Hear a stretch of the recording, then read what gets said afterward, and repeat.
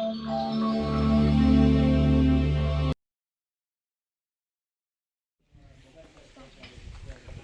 મહારાજ પાસેથી રજા માંગ્યો. આ એક વાનર જેવો માણસ મહારાજને રજા મળવા માંગે છે. જાય છે. મહારાજ કી જય હો. મહારાજ કી જય હો. મહારાજ કી જય હો. મહારાજ કેટલાક સૈનિકો બહાર ઊભા છે. એક વાનર જેવો માણસને સભામાં લાવવા માંગે છે. આવવા દો.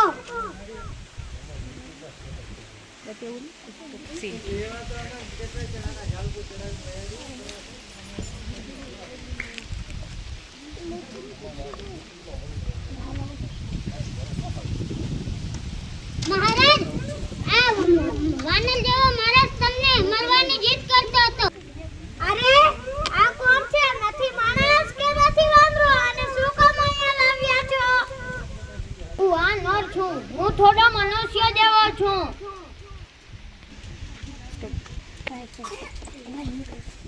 એ પોતે દરિયા પરથી આવ્યો છે એમ કહે છે.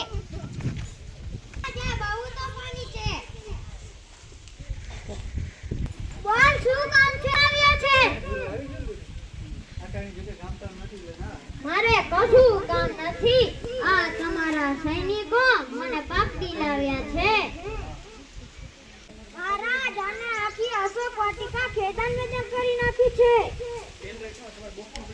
મહારાજ, આ બધા ઝાડના ફળ ખાઈ ગયો.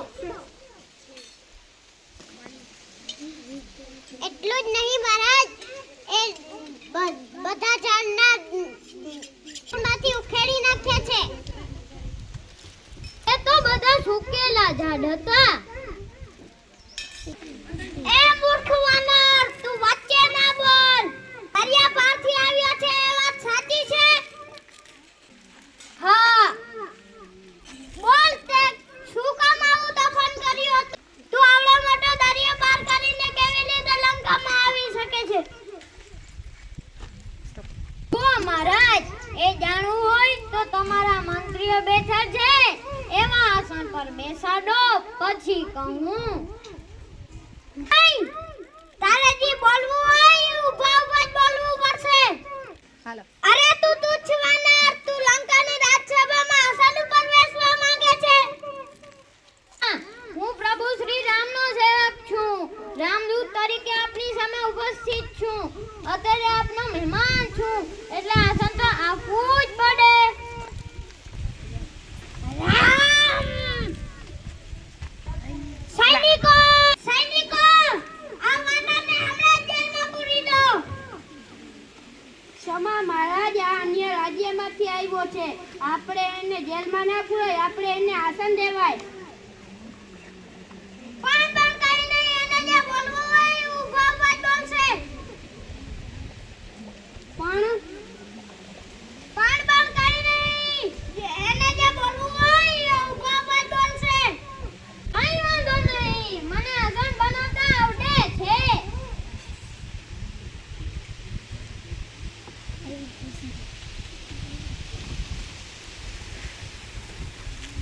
સૈનિકો, આની પુત્રી કાપી નાખો, સળગાવી નાખો.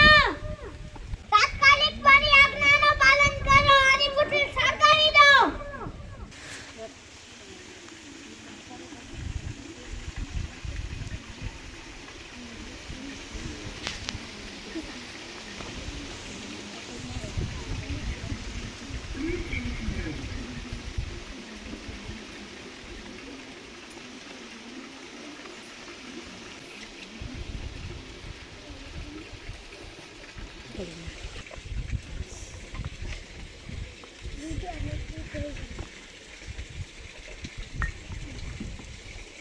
લંકા તાળી સળગી ગઈ, પૂછડી મારી સાજી ગઈ. લંકા તાળી સળગી ગઈ, પૂછડી મારી સાજી ગઈ. તારું ગભ પણ તારા દિવસની પતારી ગઈ, પૂછડી મારી સાજી રહી. સળગે મકાનો ને સળગ્યા મહેલો, ઊભી બજાર પણ સળગી ગઈ, પૂંછડી મારી સાજી રહી, લંકા તાળી સળગી ગઈ, પૂંછડી મારી સાજી રહી, લંકા તાળી સળગી ગઈ, પૂંછડી